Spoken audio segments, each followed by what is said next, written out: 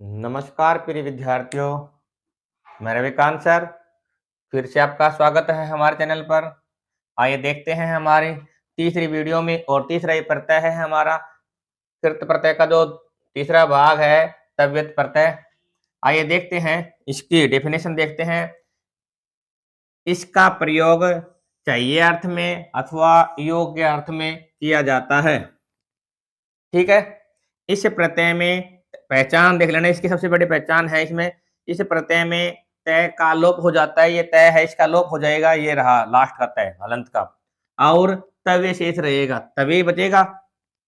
इस प्रत्यय की धातुओं में अधिकांशतः एक की मात्रा जुड़ती है। क्या जुड़ती है? एक की मात्रा। फिर इसके बाद में इस प्रत्यय में पुल्लिंग में राम, स्त्रीलिंग में रमा और नपुंसक लिंग में फल के समान रूप चलते हैं। क्या समझे कि हमें एक तो तव्य मिलेगा, वाक्य में क्या मिलेगा? एक तो तव्य मिलेगा। अब तव्य हो जाएगा तो क्या करना पड़ेगा? एक एक की मात्रा लगेगी। ठीक है, एक की मात्रा लग जाएगी यहाँ। और उसके बाद में यहाँ पर राम का रूप पढ़ेंगे, तो राम का रूप पढ़ेंगे तो क्या करना पड़ेगा? विसर्ग लगा देंगे। अभी हमने पिछले वीडियो में पढ़ा था। इसके बाद में लता का रूप पढ़ेंगे या रमा का रूप पढ़ेंगे तो आ की मात्रा लगा देंगे, बताया था मैंने। और नपुंसक में क्या आता है? हलंत में आता है। सीधी सी बात है। देखिएगा प्यारे विद्यार्थियों, हमारा आप इसकी स्क्रीनशॉट लो तो ले लो इसकी, फिर मैं दूसरा भी इसके उदाहरण करवाऊंगा, ऊपर से करवा दूंगा मैं, नीचे चल जाता थोड़ा बहुत। ठीक है, देखिएगा इसके उदाहरण में क्या बताया गया है? ई की मात्रा अभी देखते हैं। और तव्य शेष रहता है तवित प्रत्यय में। देखिएगा प्यारे विद्यार्थियों, यहां पर धातु आ गई और धातु के बाद में यहां प्रत्यय है। प्रत्यय के बाद में शब्द बनेगा और शब्द के बाद में जो हमारे पास आता है क्या? पुल्लिंग आएगा, स्त्रीलिंग आता है और नपुंसक लिंग आता है। तो देखिएगा प्यारे विद्यार्थियों, हमारे पास धातु है। धातु में क्या करना है? ये हमारे पठ धातु है। पठ धातु में अगर हम तव्यत प्रत्यय करेंगे तो तव्यत प्रत्यय करेंगे तो क्या हो जाएगा? हमारा क्या हो जाएगा? एक ही मात्रा जुड़ जाएगी, तो ये हो जाएगा क्या? पठितव्य।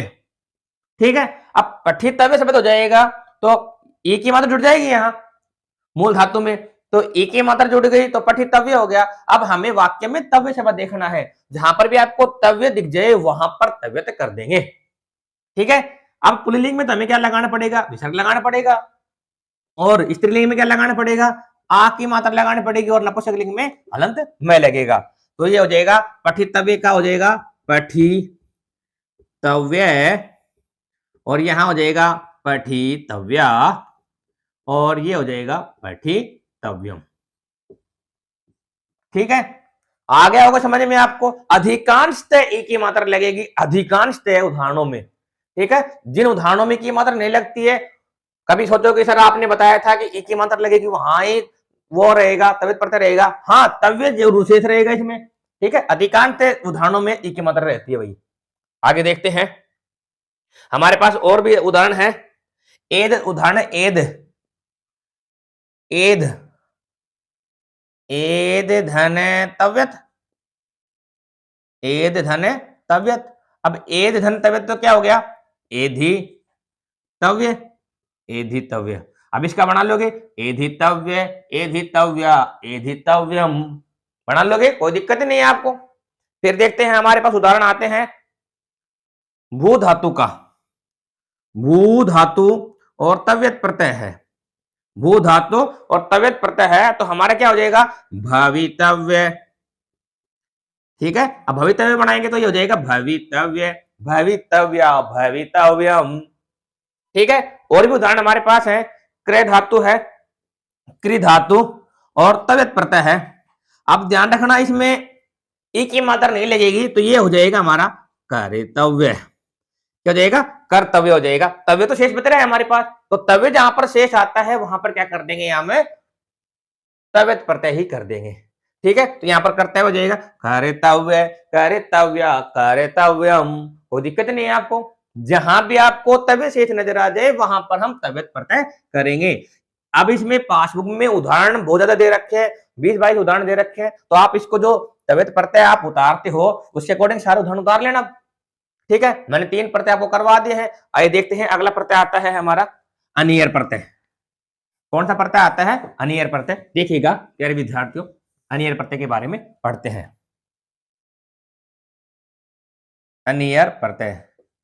देखिएगा भाई, अर्धवार्षिक एग्जाम आ रहे हैं हमारे, 11 दिसंबर से एग्जाम है, अर्धवार्षिक एग्जाम, हाफ ईयरली एग्जाम है। तो प्यारे विद्यार्थियों, आप पढ़ते रहना है आपको।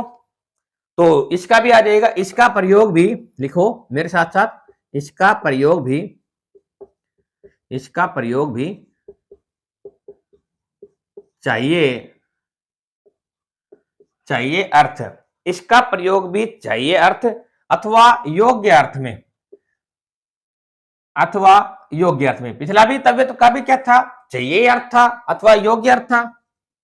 ठीक है, योग्य अर्थ में, योग्य अर्थ में किया जाता है,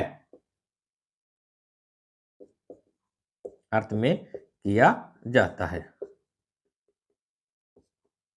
ठीक है, इसका प्रयोग भी चाहिए अथवा योग्य अर्थ में किया जाता है। इसका अनीय भाग शेष रहता है, पहचान इसके इसकी लिखिएगा, इसका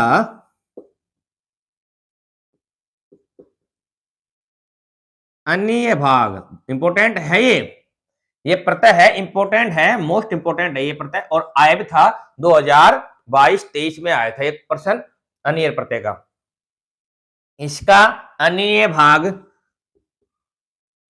शेष रहता है, शेष रहता है। तो हट क्या जाएगा, लोप किसका होगा, रैक का होगा, रैक का ही होगा, और लैक का, और रैक का, और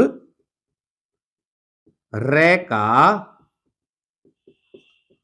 और रे का लोप हो जाता है, और रे का लोप हो जाता है।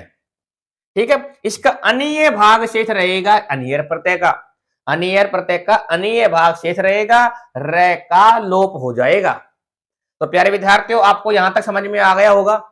जो आज हमारे चैनल पर नए हैं, वीडियो को लाइक कर दीजिएगा, शेयर कर दीजिएगा, सब्सक्राइब बढ़ाओ भाई, पता नहीं रुक गए हो आप एकदम से, तो आप सब्सक्राइब बढ़वाइएगा। इसका अनीय भाग शेष रहता है और रे का लोप हो जाता है। आइए देखते हैं अभी इस प्रत्यय में, वही बात है इसमें भी, इस प्रत्यय में, इस प्रत्यय में, इस प्रत्यय में वही बात है, पुल्लिंग में राम के समान। ठीक है, हर बार यही है, इसमें स्त्रीलिंग में रमा के समान, स्त्रीलिंग में रमा के समान, और नपुंसक लिंग में क्या है, फल के समान रूप चलते हैं भाई। ठीक है, पुल्लिंग में राम के समान, स्त्रीलिंग में रमा के समान, और नपुंसक लिंग में फल के समान रूप चलते हैं। अब लिख रखा है हमारे भाई, मूल धातु में, मूल धातु, मूल धातु आएगी हमारे पास, इसमें एक तो नीय, नीय नहीं होगा तो अणीय हो जाता है, नीय या अणीय हो जाता है।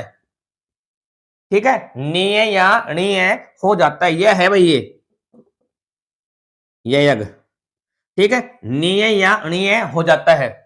एक तो हमारे पास अनीय शेष रहेगा, अनीय प्रत्यय में जैसा हमारा नाम रहेगा वैसा ही हमारा प्रत्यय रहता है।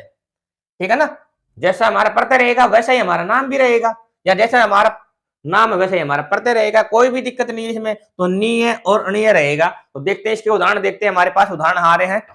तो हमारे पास उदाहरण आते हैं, धातु आ गई, ये हमारे पास धातु है, और धातु के बाद में ये हमारे पास प्रत्यय है, प्रत्यय के बाद में क्या बनते हैं, शब्द बनते हैं, शब्द के बाद में पुल्लिंग आता है, स्त्रीलिंग आता है, और नपुंसक लिंग आता है, नपुंसक लिंग आता है। तो प्यारे विद्यार्थी देखिएगा, समझिएगा इसको ध्यान से। तो धातु है, इसमें धातु में क्या आ जाए, मान लीजिए हमारे पास आ गया पठ धातु आ गई, पठ धातु में हम क्या जोड़ेंगे, अनियर प्रत्यय जोड़े, अनियर प्रत्यय। तो ये भाई क्या हो जाएगा, अनीय शेष रहता है, तो ये हो जाएगा हमारा पठनीय। ठीक है, नीय आ गया, ये नीय जुड़ गया अनीय प्रत्यय में। अब यहां इसमें करेंगे तो पठनीय, क्या लगा देंगे, विसर्ग लगा देंगे, बार बार ये बताना पड़ रहा है आपको, पठनीय और पठनीयम। क्यों करेंगे, यहां पर हम नपुंसक लिंग का रूप देखेंगे, हलंत में आता है, स्त्रीलिंग का देखेंगे तो आ लगा देंगे, और पुल्लिंग में क्या लगाएंगे, विसर्ग लगा देंगे। समझ में आपको आ रहा होगा। और देखिएगा प्यारे विद्यार्थियों, हमारे पास आता है एद धातु, जो हमने पिछले में पढ़ा था, एद धातु और अनियर प्रत्यय हमने पढ़ा था। तो एद धातु अनियर प्रत्यय में क्या करेंगे, यहां पर हो जाएगा एधनीय। ठीक है, तो यहां पर हो जाएगा एधनीय, एधनिया एधनियम। समझ में आ गया होगा आपको, एधनियम। समझ में आ गया। तो प्यारे विद्यार्थियों, आपको जो आज आपको हमारी वीडियो अच्छी लगी है तो वीडियो को लाइक कर दीजिएगा, सब्सक्राइब कर दीजिएगा और चैनल को सब्सक्राइब कर शेयर कर दीजिएगा, अच्छे अच्छे कमेंट कर दीजिएगा, जिससे कि हम आपके लिए रोजाना नई नई वीडियो लेकर आए। तो इसी के साथ आपके उज्जवल भविष्य की कामना कर अपनी वाणी को विराम देता हूं। धन्यवाद। जय हिंद, जय भारत।